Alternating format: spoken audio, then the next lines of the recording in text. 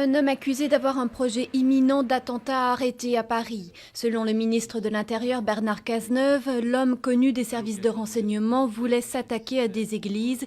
Il est aussi soupçonné dans le meurtre d'Aurélie Châtelain, une jeune femme retrouvée morte dans une voiture dimanche à Villejuif.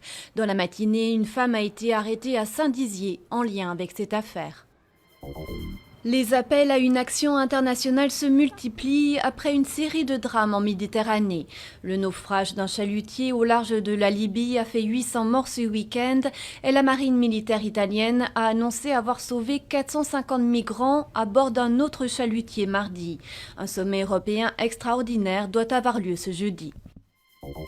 Fin des raids aériens au Yémen. L'Arabie saoudite met un terme à l'opération Tempête décisive lancée en mars contre les rebelles chiites Houthis.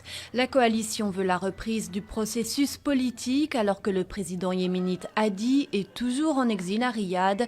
Selon un bilan de l'OMS, le conflit a fait près de 1000 morts en un mois. Paris appelle à la clémence après le rejet du dernier recours de Serge Atlaoui en Indonésie. Incarcéré depuis 10 ans, le Français risque d'être fusillé dans les prochaines semaines pour trafic de drogue. Le président indonésien a jusqu'ici refusé toute clémence aux condamnés à mort dans des affaires de drogue. Les girafes se portent mal et leur population a même baissé de 40% en 15 ans. Au Kenya, des espèces rares comme la girafe de Rothschild et la girafe réticulée sont en danger.